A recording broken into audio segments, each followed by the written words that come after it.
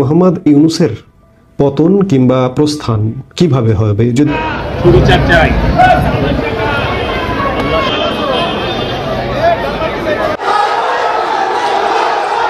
রায়ের পর আদালত প্রাঙ্গণে আনন্দ মিছিল।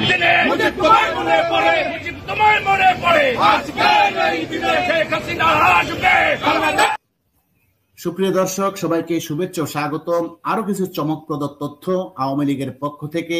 ইতিমধ্যে আমেরিকা ভিত্তিক দৈনিক মুক্তিবার্তা ৭১ জানাচ্ছে ১৮ তারিখে সকাল সন্ধ্যা হরতালের ডাক দিয়েছে আওয়ামী লীগ এবং হরতালের পরের দিন ১৯ তারিখ জাতির উদ্দেশ্যে দিক নির্দেশনামূলক বক্তব্য রাখবেন জননেত্রী শেখ হাসিনা।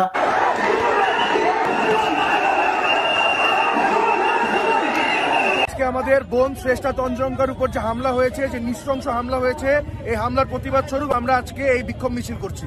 হামলাটা কিভাবে হলো, কারা করলো, বিস্তারিত বলুন। কিছু দুষ্কৃতিকারী যারা বাঙালি জাতীয়তাবাদের নাম করে আমাদের বোনের উপর যার পরিচয়কে ব্যবহার করে তার উপর টার্গেটেড হামলা করেছে। এই হামলার পিছে আওয়ামী লীগের ইন্ধন আছে বলে আমরা প্রমাণ পেয়েছি।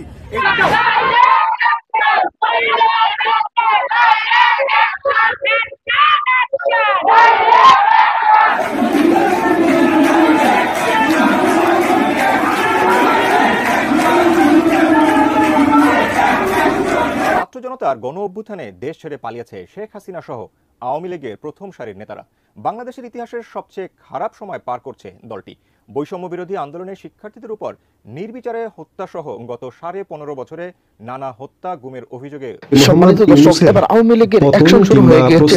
সেই জানুয়ারি কঠিন ভাষণ দেবেন দেশের সাবেক প্রধানমন্ত্রী শেখ হাসিনা। ভাষণের কথা শোনার সাথে সাথে আওয়ামী লীগ এবার রাজপথে তাণ্ডব শুরু করে দিয়েছেন। দর্শক, কি হতে যাচ্ছে 20 জানুয়ারিতে এই ভিডিওতে আজকে আপনাদেরকে বিস্তারিত জানাবো। দর্শক, এই 20 তারিখকে কেন্দ্র করে বাংলাদেশে এবার ভয়াবহ রূপ সৃষ্টি হয়েছে। দর্শক, চলুন এই ভিডিওতে আমরা বিস্তারিত দেখে আসি যে 20 জানুয়ারি কি হতে যাচ্ছে বাংলাদেশে। খুবই গুরুত্বপূর্ণ একটি ভিডিও, তাই না টেনে সম্পূর্ণ ভিডিওটি দেখবেন। চ্যানেলে নতুন হতে একটা সাবস্ক্রাইব করে রাখবেন পরবর্তী ভিডিওর জন্য। একটি লাইক করে দেখতে থাকুন সম্পূর্ণ ভিডিওটি। মোহাম্মদ ইউনূসের পতন কিংবা প্রস্থান কিভাবে হবে যদি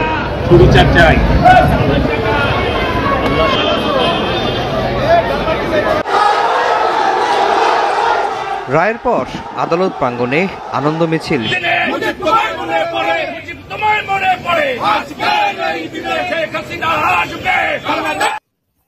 সুপ্রিয় দর্শক, সবাইকে শুভেচ্ছা ও স্বাগতম। আরো কিছু চমকপ্রদ তথ্য আওয়ামী লীগের পক্ষ থেকে।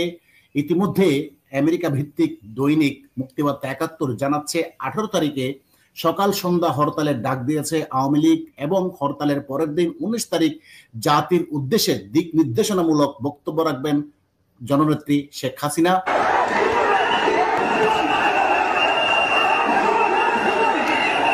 আমাদের বোন শ্রেষ্ঠা তঞ্জঙ্কার উপর যে হামলা হয়েছে, যে নৃশংস হামলা হয়েছে, এই হামলার প্রতিবাদ স্বরূপ আমরা আজকে এই বিক্ষোভ মিছিল করছি।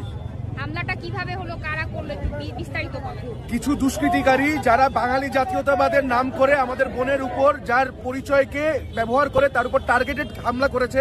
এই হামলার পিছে আওয়ামী লীগের ইন্ধন আছে বলে আমরা প্রমাণ পেয়েছি।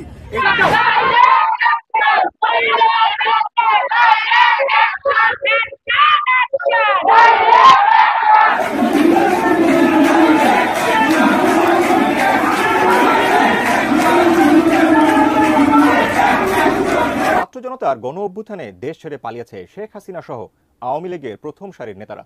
বাংলাদেশের ইতিহাসের সবচেয়ে খারাপ সময় পার করছে দলটি। বৈষম্য বিরোধী আন্দোলনের শিক্ষার্থীদের উপর নির্বিচারে হত্যা সহ গত 15.5 বছরে নানা হত্যা গুমের অভিযোগে অভিযুক্ত দলটি। দেশের মধ্যে আওয়ামী লীগের নেতাকর্মীদের দেখা না গেলেও জাতিসংঘ প্রতিনিধি দলটির নেতাদের সঙ্গেও বৈঠক করতে চায়। 19 জানুয়ারি ঘিরে আলোচনা, ভাষণ দেবেন শেখ হাসিনা, যেখানে আসতে পারে শেখ হাসিনার দেশে ফেরার ঘোষণা। তাহলে কি সত্যি দেশে আসতে যাচ্ছেন শেখ হাসিনা? আমরা ভালোভাবে ব্যবহার করার চেষ্টা করছি। তারপর 20 তারিখের পরে কোন দিক থেকে কোথায় কি ছুটবে, কি হবে, কে ঢুকবে, কিছু বলা যাচ্ছে না। আমরা তো বুঝতে পারছি মোহাম্মদ ইউনূসের সরকার কিভাবে বাংলাদেশের গরিব অর্ধশিক্ষিত সেই মানুষদের কিভাবে ভারতের এগেইনস্টে কাটাবার চেষ্টা। ভারতকে সাক্ষী করে শেখ হাসিনাকে নিয়ে বাইডেন প্রশাসন একাধিক মন্তব্য করলেন। হঠাৎ করে এতদিন পর বাইডেন প্রশাসন কেন শেখ হাসিনাকে নিয়ে মন্তব্য করলেন, এই প্রশ্ন আরো প্রাসঙ্গিক হয়ে উঠেছে। তার কারণ এই বাইডেন নাকি ষড়যন্ত্র করে শেখ হাসিনাকে তার চেয়ার থেকে সরিয়েছেন। শেখ হাসিনাকে গুরুত্ব দিতে শুরু করল যুক্তরাষ্ট্র। এর মধ্যেই বেশ কিছু গুরুত্বপূর্ণ বিষয় উঠে আসছে, যা আজকের দিনে রাজনীতিতে দাঁড়িয়ে বিশেষ অর্থ বহন করে। 2024-এর শেষ থেকেই আন্তর্জাতিক মহলে একটি বিষয় চর্চা এসেছে, তা হলো জানুয়ারি মাস। এই ঠিক কি জানুয়ারি মাসে ঠিক কি হতে চলেছে সেদিকে নজর রয়েছে প্রত্যেকের। বিদায় বছরেই আন্তর্জাতিক সম্পর্কের বিশেষজ্ঞরা জানিয়েছিলেন 2025-এর জানুয়ারি মাসে বড় কিছু ঘটতে চলেছে রাজনীতিতে। স্বাভাবিকভাবে তখন প্রশ্ন উঠেছে কবে, কখন এবং কি ঘটবে এই নতুন বছরের জানুয়ারি মাসে। আমরা সকলেই জানি 20 জানুয়ারি শপথ গ্রহণ করে মার্কিন মসনদে বসবেন ডোনাল্ড ট্রাম্প। তাই প্রেসিডেন্ট পদে বসে তিনি যে বাংলাদেশের অন্তর্বর্তী সরকারের বিরুদ্ধে বেশ কিছু পদক্ষেপ নেবেন, সেই রাত এখনই কিছুটা পাচ্ছে রাজনৈতিক মহলের একাংশ। আর সম্প্রতি একটি ঘটনাকে কেন্দ্র করে জল্পনা শুরু হয়েছে যে 20 জানুয়ারির আগেই আবার ইউনূসের বিরুদ্ধে নতুন খেলা শুরু করেছে। আমরা তো শেখ হাসিনার 2 কোটি মানুষের দায় এয়ারপোর্টে মালা দিয়ে আনু, শুধু শেখ হাসিনার ডাকের অপেক্ষা আমরা সাধারণ মানুষ আছি। আমরা হইলাম শেখ হাসিনার রিজার্ভ ফোর্স, শেখ হাসিনা ডাকার মাত্রে আমরা আন্দোলনে আছি, কোনো সমস্যা নাই। পাতাল রেলের কাজ চলে, Karnaphuli টার্নেল, Dhaka elevated express way, আপনার পদ্মা সেতু, রূপপুর পারমাণবিক বিদ্যুৎ কেন্দ্র, আরো বড় বড় মেগা প্রকল্প, এদিক বিগত অনেক নেতা কল্পনাও করে নিজেরা শেখ হাসিনা করিয়া দিয়ে গেছে। আর শেখ হাসিনা হইল একটা ব্র্যান্ড, ঠিক আছে, আওয়ামী লীগের একটা ব্র্যান্ড। শেষ বিদায়ের ঘন্টা বেজে গেছে ডক্টর মোহাম্মদ ইউনূসের। আবারও কিন্তু আমরা আপনাদের বিরুদ্ধে প্রতিরোধ করে তুলবো, তাদের বিরুদ্ধে আইনি কাঠামোটা আবার কিসের, আপনাদেরকে নিয়ে এসে আমরা আবার আন্দোলন করে তুলবো ইনশাআল্লাহ। সিদ্ধান্ত ছাত্র জনতার পক্ষে আনতে পারতেছেন, এটা আমরা বুঝি, কিন্তু আপনারা যে অনেক কাজ করতে গিয়ে পারতেছেন না, আপনারা বাধাগ্রস্ত হচ্ছেন, আপনারা সেই দায় আপনাদের মাথায় নিচ্ছেন কেন? সারা বাংলাদেশের ছাত্র জনতা বলছে তোমরাই তো এখন এমপি, তোমরাই তো এখন মন্ত্রী, তোমরা পারতেছো না কেন? অথচ আমরা জানি আপনাদের দায়িত্ব, আপনাদের ক্ষমতা নাই। আপনারা চেষ্টা করবেন, না পারলে আজকে ছাত্র উপদেষ্টা 3 জনকে বলতে চাই, মাহফুজ আলম, নাহিদ ইসলাম, আসিফ মাহমুদ, প্রেস ব্রিফ করেন, প্রেস ব্রিফ করে বলেন এই সঠিক সিদ্ধান্ত আমরা নিতে চাই, অমুক অমুক উপদেষ্টা, অমুক অমুক আমলা আমাদেরকে বাধাগ্রস্ত করছে, 24 ঘন্টার মধ্যে যদি আমাদেরকে করতে দেয় আমরা থাকবো, আর নইলে আমরা উপদেষ্টা থেকে পদত্যাগ করবো। আপনাদেরকে নিয়ে এসে আমরা আবার আন্দোলন করে তুলবো।